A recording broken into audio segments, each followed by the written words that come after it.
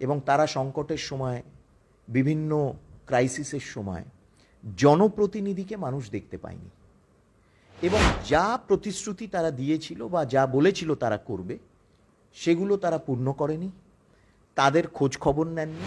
এটা সত্য যে বোলপুরে এবং ধরুন এই রাজ্যের বিভিন্ন প্রান্তে তৃণমূল কংগ্রেস এই ধরনের অনুব্রত, এই ধরনের শাহজাহান শেখ, সিরাজ, জাহাঙ্গীর, এরকম সব বিভিন্ন প্রান্তে কিন্তু তারা পুষে রেখেছে। গণতন্ত্রের সম্মুখীন যে সংকট, এরাই কিন্তু সেই সংকটের মুখ।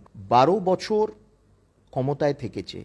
খেলা হবে ছাড়া ওদের কোনো স্লোগান নেই, খেলা হবে ছাড়া ওদের কোনো রোডম্যাপ নেই, খেলা হবে ছাড়া ওদের কোনো প্রোগ্রাম নেই।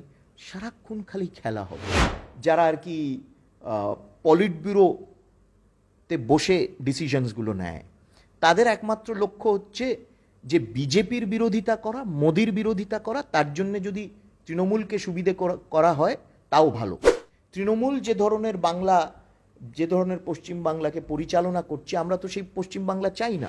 যাদবপুরকে একসময় বামেদের ঘাঁটি বলা হতো এবং তারপরে সেখানে তৃণমূল শাসনে আসে। এবার এবছর 2024 লোকসভা নির্বাচনে আপনি সেখানে প্রার্থী হয়ে দাঁড়িয়েছেন বিজেপির তরফ থেকে। ইতিমধ্যে আপনার প্রচারও শুরু হয়ে গেছে, তো মানুষের কাছ থেকে কেমন প্রতিক্রিয়া পাচ্ছেন? মানুষের প্রতিক্রিয়া পজিটিভ পাচ্ছি এবং বেশ কয়েকদিন ধরে বিভিন্ন এলাকা ঘুরছি এবং যাদবপুর লোকসভার অন্তর্গত প্রত্যেকটা বিধানসভাতে আমার প্রোগ্রাম হয়েছে এবং ছুঁয়ে নিয়েছি। আমাদের কার্যকর্তা বৈঠক হয়েছে, জনসম্পর্ক হয়েছে, পথসভা হয়েছে, পদযাত্রা হয়েছে, মিছিল হয়েছে। মানুষের একটা স্বতঃস্ফূর্ত সাড়া এবং একটা জিনিস যেটা একেবারে বিভিন্ন প্রান্তে যাদবপুর লোকসভার যেটা কমন, আমি মানুষের সাথে কথা বলে যেটা পাচ্ছি, সেটা হলো যে গত 15 বছর ধরে যারাই এখানে জিতে এসছে তৃণমূল কংগ্রেসের, মানুষের অভিযোগ যে তারা তাদেরকে কোনো সময় পাশে পায়নি এবং তারা সংকটের সময়, বিভিন্ন ক্রাইসিসের সময় জনপ্রতিনিধিকে মানুষ দেখতে পায়নি এবং যা প্রতিশ্রুতি তারা দিয়েছিল বা যা বলেছিল তারা করবে সেগুলো তারা পূর্ণ করেনি, তাদের খোঁজ খবর নেননি এবং তারা নিজেদের প্রফেশনাল কমিটমেন্টে ব্যস্ত ছিলেন। এবং বিশেষ করে কোভিডের সময় জনপ্রতিনিধিকে দেখা যায়নি। এর আগেও যারা দুবারের মানে 2 টার্ম যারা এক টার্মের জনপ্রতিনিধি ছিলেন, তাদেরকেও মানুষের পাশে দেখা যায়নি। এটা একটা কিন্তু মানুষের মধ্যে রয়েছে এবং তারা বুঝছে যে ভারতীয় জনতা পার্টির কাজ করার পদ্ধতি অন্যরকম এবং যেহেতু এটা প্রধানমন্ত্রী নরেন্দ্র মোদীকে 3য়বারের জন্য প্রধানমন্ত্রী নির্বাচিত করার ইলেকশন, মানুষের তার প্রতি একটা আলাদা আবেগ রয়েছে। আচ্ছা, 2021-এ আপনি বিধানসভায় বোলপুরে প্রার্থী হয়েছিলেন এবং সেখানে আপনাকে অনেক সমস্যার সম্মুখীন হতে হয়েছিল। অনুব্রত মণ্ডল ছিলেন আপনার বিপক্ষে একদিকে। তো সেখানে দাঁড়িয়ে এবারের লোকসভা নির্বাচনে যাদবপুরকে আপনি প্রার্থী হিসেবে আপনি কতটা মানে নির্বাচনকে কতটা সহজ বা কঠিন দেখছেন? দেখুন, নির্বাচন কোনোটাই, আমি অনেকবার এই কথা বলেওছি, নির্বাচন আমরা কোনোটাই কিন্তু সহজ কঠিন হিসেবে দেখি না। একদিকে হচ্ছে নির্বাচন, আমরা বলি নির্বাচন গণতন্ত্রের উৎসব এবং আমাদের সবাইকে সেই উৎসবে মেতে, এটা একটা মানুষের কাছে নিজের বক্তব্য পৌঁছানোর একটা উত্তম সুযোগ এবং উত্তম সময়। এবং অন্যদিকে হচ্ছে নির্বাচন একটা কন্টেস্ট। তো প্রত্যেকটা কম্পিটিশন পুরোদস্তুর একেবারে লড়তে হবে, সেইভাবেই দেখি। হ্যাঁ, এটা সত্য যে বোলপুরে এবং ধরুন এই রাজ্যের বিভিন্ন প্রান্তে তৃণমূল কংগ্রেস এই ধরনের অনুব্রত, এই ধরনের শাহজাহান শেখ, সিরাজ, জাহাঙ্গীর, এরকম সব বিভিন্ন প্রান্তে কিন্তু তারা পুষে রেখেছে এবং এরাই কিন্তু, আমরা যদি বলি ডেমোক্রেটিক চ্যালেঞ্জ অফ ডেমোক্রেসি বা গণতন্ত্রের সম্মুখীন যে সংকট, এরাই কিন্তু সেই সংকটের মুখ। এবং পশ্চিমবঙ্গে একটি বিষাক্ত পরিবেশ, রাজনৈতিক বিষাক্ত পরিবেশ যেটা, সেটা এদের কারণেই। কেন, এরা গণতন্ত্রে বিশ্বাস করে না, এদের সমর্থন কেবলমাত্র পেশি শক্তির পেছনে। এরা পেশি শক্তি ব্যবহার করে, এরা ভয় দেখায়, এরা গণতান্ত্রিক প্রক্রিয়া যেটা, সেটাতে আদৌ বিশ্বাস করেন না এবং এরাই কিন্তু এই দলের বিভিন্ন প্রান্তে এই দলকে পরিচালনা করে। আচ্ছা, এই বোলপুরে আমরা দেখেছি যে বসন্ত উৎসবের দিন তার অমরপুত্র মণ্ডলের পায়ে আবির দিয়ে তাকে সম্বোধন করা হচ্ছে তার ফটোতে। তিনি তো তাহার জেলে আছেন এখন, এবং তারপরে আবার দেওয়াল লেখা চলছে যে খেলা হবে জেলে। কি বলবেন এই বিষয়ে? এইসব দেখুন, এইসব হচ্ছে, এইসবের কোনো মানে হয় না। এবং কথাটা হচ্ছে যে এই খেলা হবে যে কথাটা, এই যে স্লোগানটা, এটা না মানুষকে ভয় দেখানোর স্লোগান। এবং সবচেয়ে দুঃখজনক হচ্ছে যে এই পার্টি 12 বছর ক্ষমতায় থেকেছে, খেলা হবে ছাড়া ওদের কোনো স্লোগান নেই, খেলা হবে ছাড়া ওদের কোনো রোডম্যাপ নেই, খেলা হবে ছাড়া ওদের কোনো প্রোগ্রাম নেই। সারাক্ষণ খালি খেলা হবে। একটা খেলা হবে বলে তো একটা রাজ্য চালানো যায় না।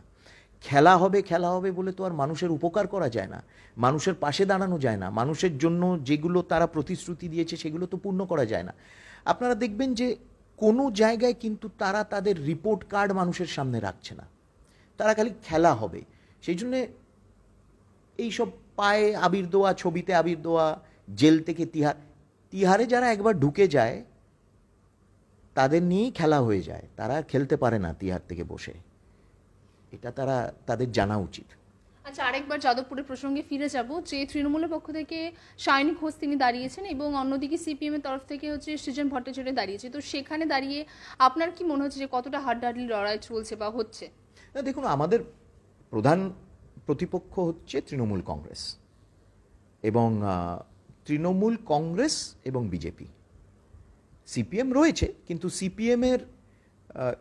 সিপিএম তাদের নিজেদের মতন করে বক্তব্য রাখার চেষ্টা করছে, এবং তাদের বক্তব্য এবং তৃণমূল কংগ্রেসের বক্তব্যের মধ্যে অনেক কিন্তু মিল রয়েছে।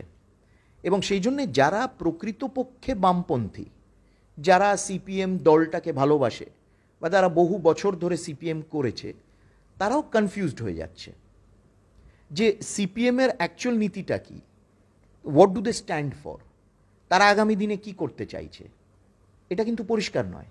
সিপিএমের পুরো রাজনীতিটাই কংগ্রেসের ওপর ভর করে, কংগ্রেস কি চায় না চায় সেটার উপর নির্ভর করে সিপিএম তার নীতি নির্ধারণ করে। এবং অন্যদিকে হচ্ছে তৃণমূল কংগ্রেসকে বিভিন্ন, এবং সিপিএমের ওপরতলার যারা নেতারা, যারা আর কি পলিট ব্যুরোতে বসে ডিসিশনসগুলো নেয়, তাদের একমাত্র লক্ষ্য হচ্ছে যে বিজেপির বিরোধিতা করা, মোদির বিরোধিতা করা, তার জন্য যদি তৃণমূলকে সুবিধে করা হয় তাও ভালো। কিন্তু সিপিএমের যারা বিশাল সংখ্যক নিচু তলাকার যারা সমর্থকরা, কর্মীরা, ওয়ার্কার্সরা রয়েছেন, তাদের মনে এই প্রশ্নটা হচ্ছে যে তৃণমূলকে সুবিধে করে আমাদের কি সুবিধে?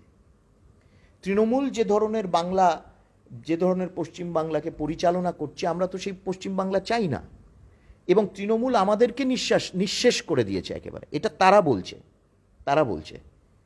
এবং বিভিন্ন জায়গায় দেখবেন, কাল থেকে আজকেও হচ্ছে, গতকালও হয়েছে, সিপিএমের প্রচারে এবার তৃণমূল বাধা দিচ্ছে, সিপিএমের দেয়াল লিখন মুছে দিচ্ছে। অর্থাৎ সিপিএম এমন একটা পর্যায়ে পৌঁছে আছে এখন যে তারা ঠিক বুঝতে পারছে না, আনলেস এটা মেনে নেওয়া যায় যে যদি এটা লোকে বলে যে না, এই যে পুরো দেয়াল লিখন মোছা সিপিএমের বা সিপিএমের প্রচারে বাধা দেওয়া, এটা সবটাই হচ্ছে একটা গটক।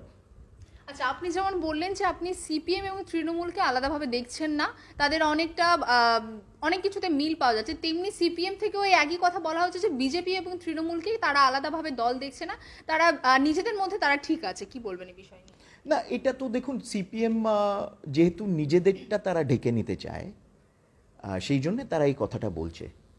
আমাদের কার্যকর্তারা প্রহৃত হয়, আমাদের প্রোগ্রামগুলো বিঘ্নিত হয়, আমরা পারমিশন পাই না, আমাদের সমর্থকদের উপর অত্যাচার হয়। যে এলাকায় গতবার হয়েছে, যে এলাকায় আমরা ভোট পেয়েছি, সে এলাকায় একেবারে সুপরিকল্পিতভাবে উন্নয়ন এর কাজ বন্ধ করে দেওয়া হয়েছে। 2021-এ আমাদের কার্যকর্তা, আমাদের সমর্থকদের ভ্যাকসিনের লাইন থেকে ঘাড় ধাক্কা দিয়ে বার করে দেওয়া হয়েছে। আপনি একটা এক্সাম্পল দিন যেখানে সিপিএমের কর্মীদের, সিপিএমের কার্যকর্তাদের গত কয়েক বছরে এই জিনিস করা হয়েছে, বা সিপিএমের কোনো প্রোগ্রাম বাধা দেওয়া হয়েছে, সিপিএমের নেতাদের বাধা দেওয়া হয়েছে, তাদেরকে তুলে টেনে হিঁচড়ে পুলিশ নিয়ে গেছে, একটা উদাহরণ পাবেন না। সেই জন্যে কারা কোন লেভেলে সিপিএম কাদের সাথে গট আপ করছে কাদের সাথে করছে না সেটা মানুষ বুঝতে পারছে। কিন্তু সিপিএমের কেরালার চিফ মিনিস্টার পিনারাই বিজয়নের বিরুদ্ধে, মেয়ের বিরুদ্ধে দুর্নীতির অভিযোগ চলছে, প্রকাশ্যে এসছে। এর আগে গোল্ড স্মাগলিং কেসে পিনারাই বিজয়নের প্রিন্সিপাল সেক্রেটারি তিনিও ইনভেস্টিগেশনের আন্ডারে, স্ক্যানারের আন্ডারে এসছেন। একবারের জন্য দেখেছেন তৃণমূল কংগ্রেস সেই বিষয় ওঠাচ্ছে? একবারের জন্য কেউ শুনেছে যে তৃণমূল কংগ্রেস এই বিষয়গুলো মানুষের সামনে রাখছে না। সেই জন্যে আমার মনে হয় কে কার বি টিম এইসবের মধ্যে না গেলেই ভালো, কেন বলতে গেলে অনেক মুখোশ খুলে আসবে। As they say, many skeletons will come out of the covered.